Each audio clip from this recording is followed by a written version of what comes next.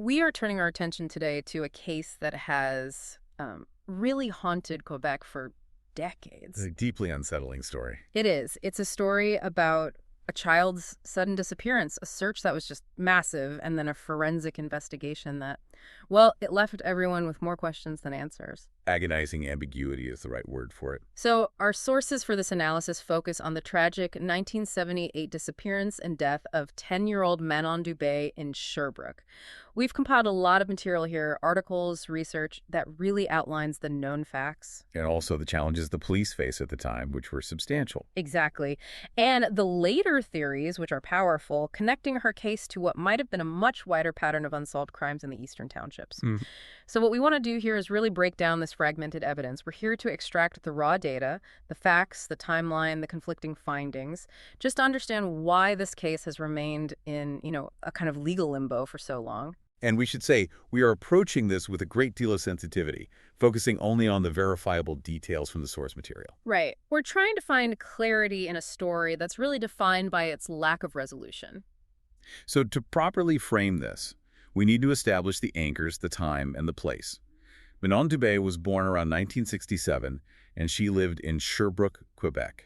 Her disappearance happened on January 27, 1978. In the middle of a very harsh Canadian winter. A very harsh winter. And the discovery of what happened was delayed. Her body wasn't found for 2 months, not until March 24, 1978. And it was found in a location that was significantly distant from her home. Yes, and that geographical shift, that distance, it complicated the investigation right from the start. And the most central, just agonizing fact of this whole case is the forensic outcome. Even after her body was found, the official cause of death remains legally undetermined. That's right. The records list possible drowning or exposure. Which feels so inadequate. Exactly. That legal ambiguity is the crux of it all. But, and it's vital we state this up front, subsequent analysis, particularly from reports cited by the National Post, suggests there is compelling evidence that points very strongly toward murder. So we have this tension, a huge tension. A critical one. You have the official, inconclusive legal ruling set against this powerful body of circumstantial evidence and later expert analysis that argues for a deliberate homicide. And that tension is precisely why this case is still so significant. Okay, let's unpack the moments leading up to the disappearance itself. It happened on a residential street in the evening, which makes it feel even more visceral.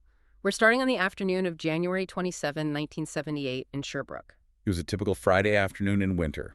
Manon, who was 10 years old, was out sledding. She wasn't alone. She was with a group of friends and her younger sister, Chantal, who was 7. And they were just enjoying the last bits of daylight. Right, on some hills only 3 blocks from their family apartment on Bienville Street. This is their backyard, basically, their known safe territory. And the time of day is so crucial here. We're talking about 7:30 p.m. in the middle of winter, so it's completely dark.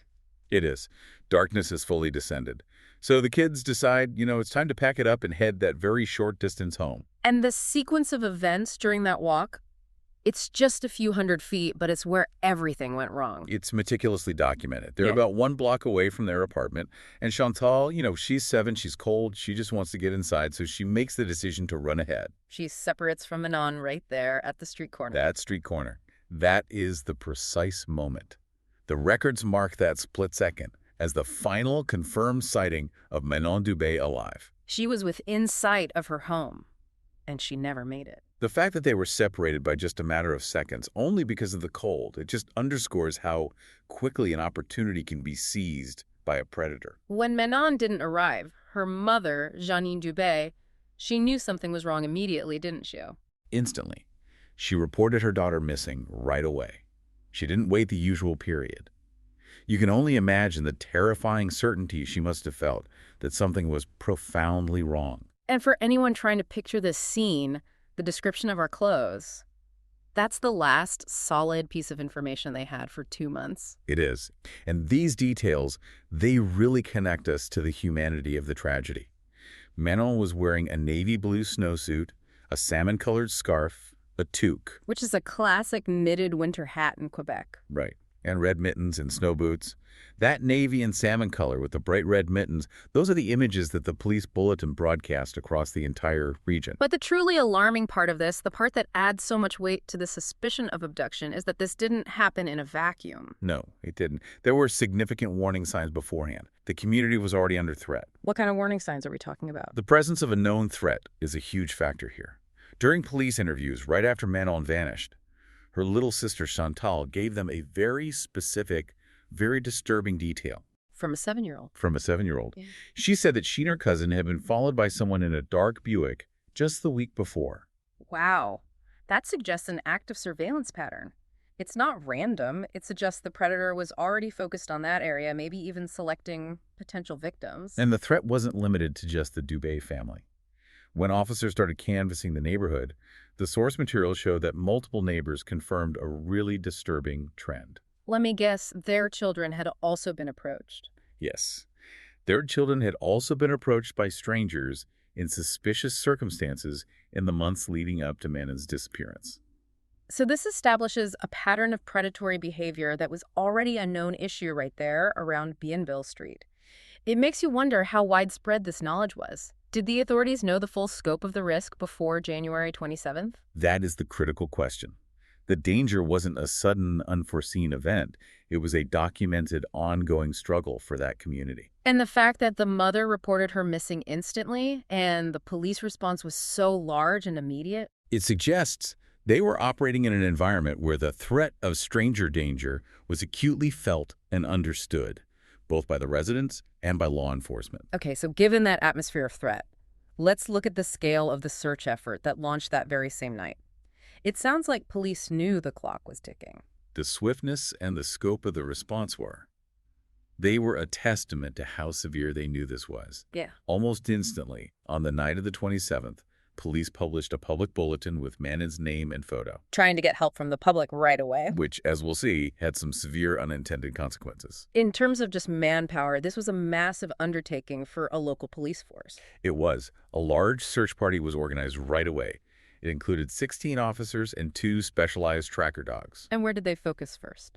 Their initial deployment was specifically on the nearby woods. This suggests that the first hypothesis, maybe the most hopeful one, was that she had just wandered off, maybe fallen or gotten trapped in the cold. So they were treating it partly as a missing person in distress case? At least partially, yes. But they also tackled the possibility of something more sinister at the same time. Right, because of those reports of suspicious activity. Yes, so there was a critical division of labor. A separate, sizable team of 13 officers immediately began conducting thorough house-to-house investigations along Rue Bienville and the adjoining streets. So they were looking for witnesses, any sign that she had been taken into a nearby house. Exactly. And beyond the official police manpower, the community mobilized as well. The civilian involvement really highlights that sense of crisis. Absolutely. Snowmobile volunteers, who are often the best way to cover large, snow-covered areas quickly, they joined the effort. They were tasked with combing the wider area, especially between Sherbrooke and Steely-Dorford. So this wasn't just a grid search of the neighborhood. This was a huge deployment covering residential areas, wilderness, the roads. Right. It reflected the fear that she could have been transported anywhere. And even with this massive, immediate mobilization, we're talking nearly 30 officers, specialist dogs, countless volunteers, the effort yielded nothing in the immediate area. Nothing.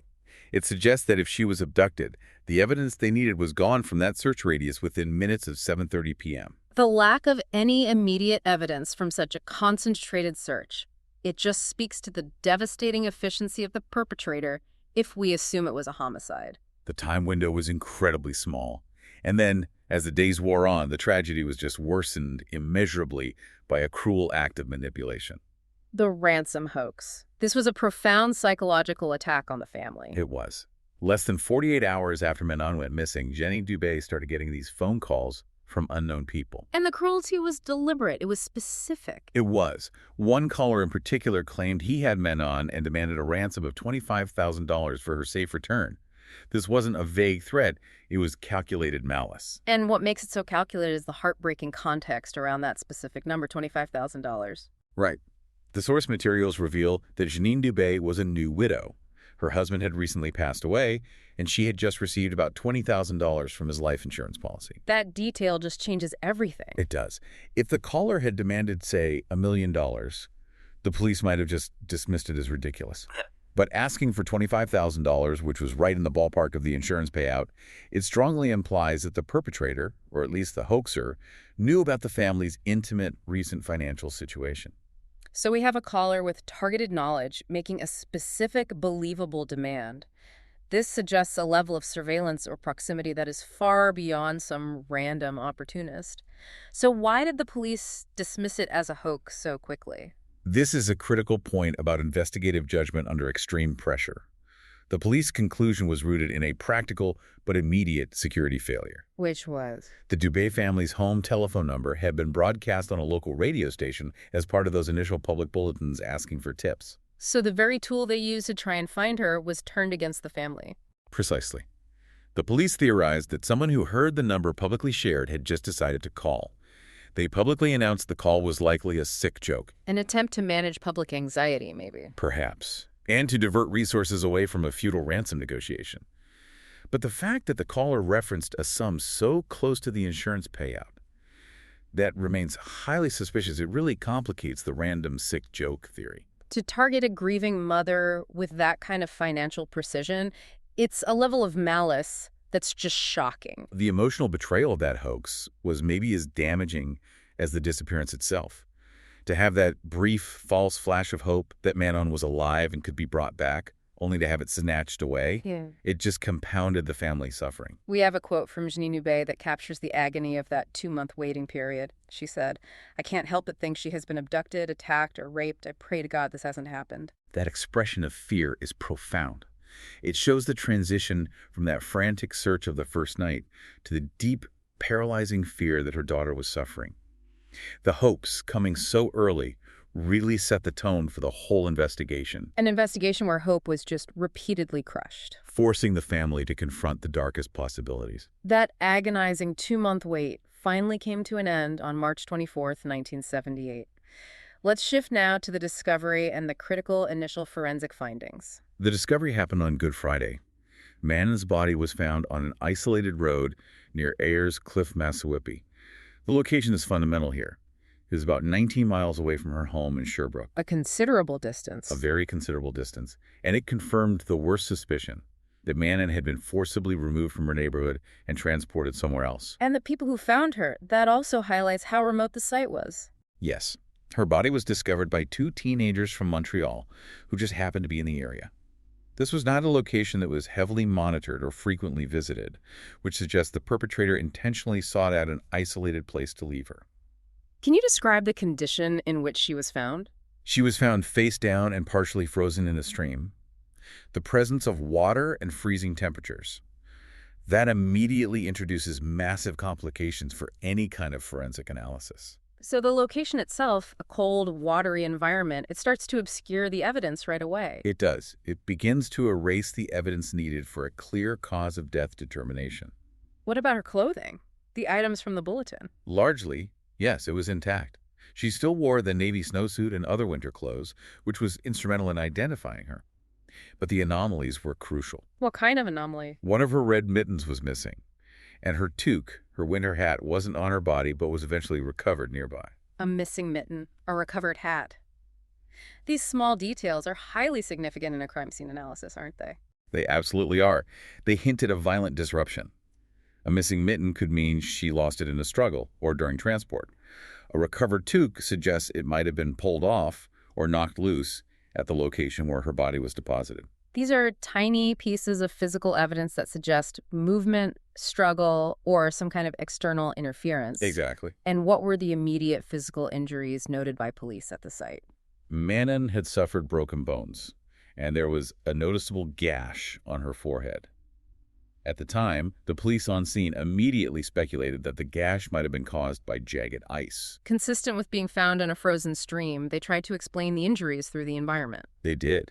And their initial assessment of the timeline of how long she had been there? What was it? Given the condition of the body and the environment, They initially estimated that her body had most likely been at that location for the majority of the 2 months she was missing. The implication being that she was taken, transported, and died very shortly after her abduction, and the cold just preserved her body.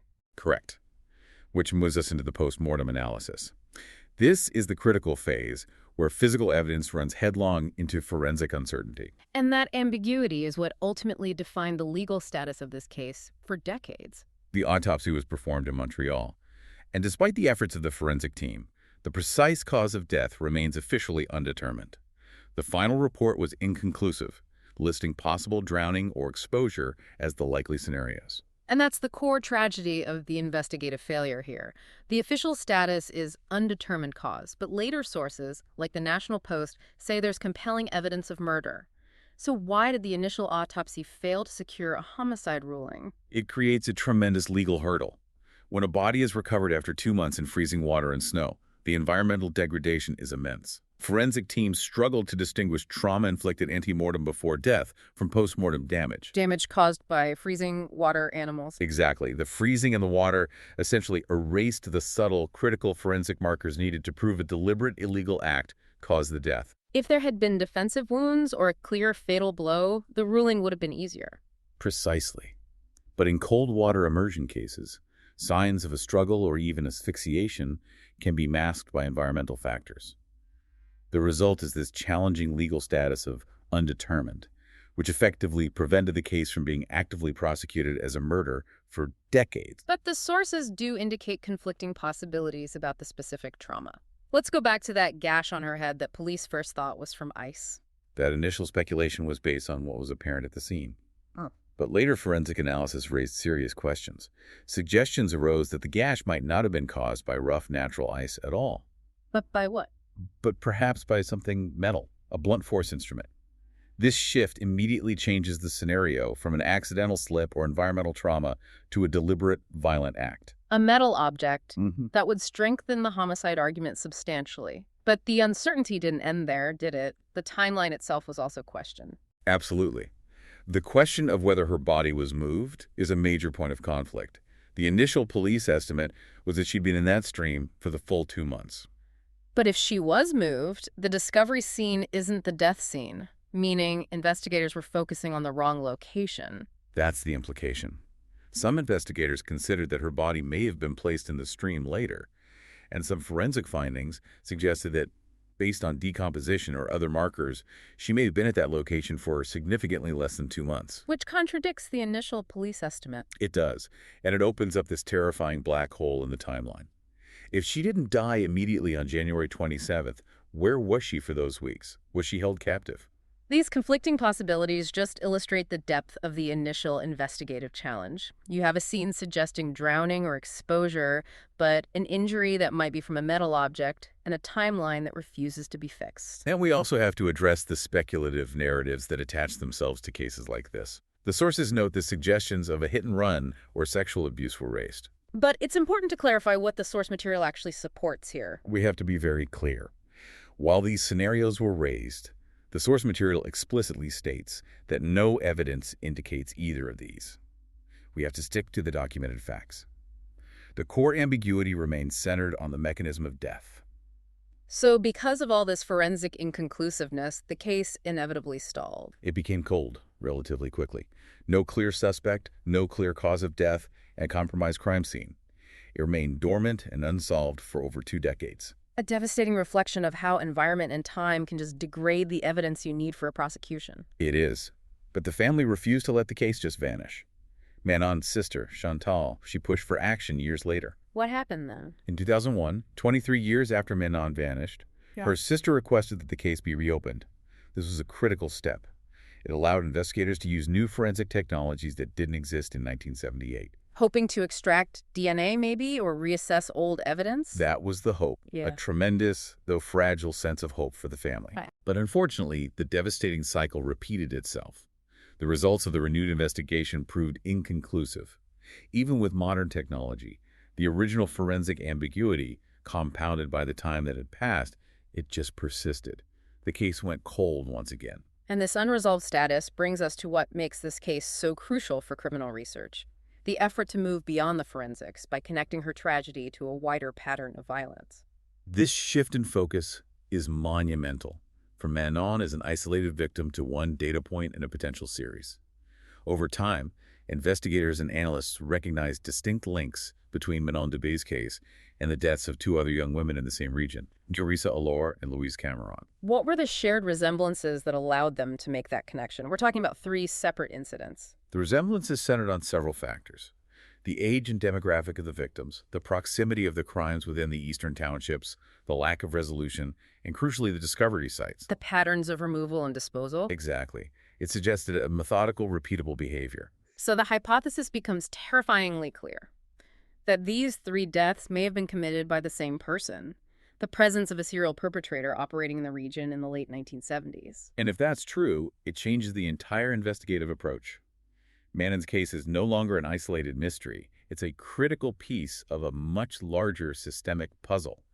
And to validate this theory, the investigation brought in some highly specialized expertise. They brought in Kim Rossmo. So for our listener, can you explain what a geographic profiler like Rossmo actually does? Kim Rossmo is a leading authority in geographic profiling.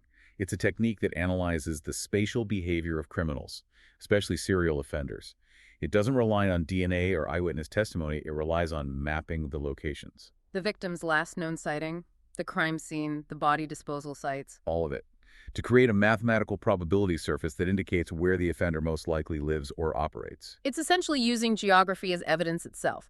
So what did Rossmo's assessment of these three cases, Dubé, Allure, and Cameron, reveal? Based on the spatial patterns, the clustering, and the geography of it all, Rossmo strongly suggested that a serial killer was operating in the area during the late 1970s. Wow.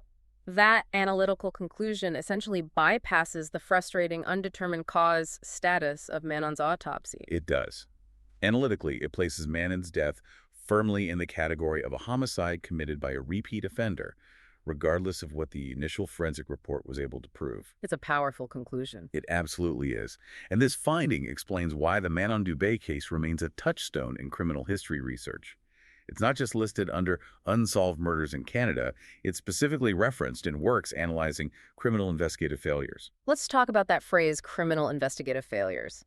How does Manon's case exemplify a systemic failure, especially when the initial search was so massive? The failure wasn't in the immediate search effort. That was huge. The failure was in the inability to recognize the pattern early. Because Manon's cause of death was inconclusive, and because the other cases were geographically separate, they were treated as distinct, isolated incidents for decades. I see. So this technical forensic failure, the inability to get a homicide ruling, meant the case wasn't assigned to, say, a specialized homicide task force that might have been tracking linked cases. Exactly. Had that connection been made in 1978, the resources and the focus would have been fundamentally different. It could have potentially prevented later victims, or at least sped up the investigation into a single perpetrator.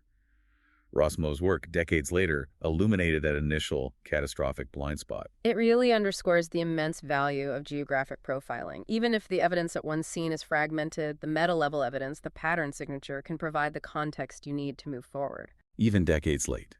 It provides the families of Manon, Teresa, and Louise with a framework for understanding the violence that the initial forensic report simply could not. It shifts the burden of proof. It asks us to look not just at the injury, but at the movement and the consistency of the perpetrator's operational area. Okay, let's review the complex trajectory we've explored here. It all began with a definitive disappearance in Sherbrooke. A short walk home from a sledding hill on January 27, 1978, ended with Manon vanishing near a street corner.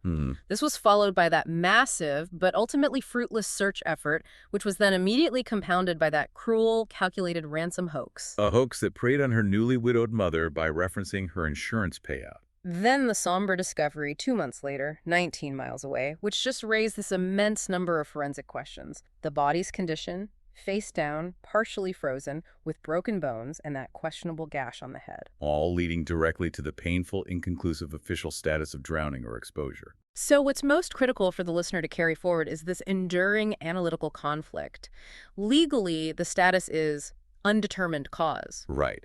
But when you integrate everything else, the early warnings in the neighborhood, The compelling evidence of murder cited in later reports, and that firm geographic link established by Kim Rossmo, the analytical weight points overwhelmingly toward a systemic homicide. The confirmation of a potential serial pattern suggests Manon was a victim of a pervasive danger present in Quebec at that time. Linking her fate to at least two other unsolved tragedies, her case remains a profound example of how pattern recognition can ultimately provide the context that fragmented, environmentally compromised forensic evidence simply cannot. The discussion of this case really forces us to reckon with the limits of relying purely on physical evidence when time and the elements intervene.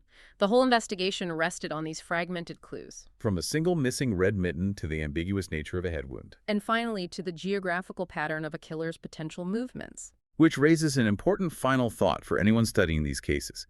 In investigations where the initial forensic results are inconclusive, compromised, or just inadequate for a homicide ruling, how pivotal is the role of pattern recognition, like the kind used by a geographic profiler? Is the pattern, the signature of the crime across multiple jurisdictions, a stronger, more enduring piece of evidence than the individual scene's forensic report? It's certainly the piece that ultimately gives cases like Manon Dubé's their lasting historical importance in the fight for justice. Thank you for engaging with this difficult and sensitive material as we analyze the sources surrounding the case of Manon Dubé. It is essential that we continue to remember cases like Manon Dubé's, as unsolved cold cases always represent unresolved injustice for the victims and their families. Thanks for listening.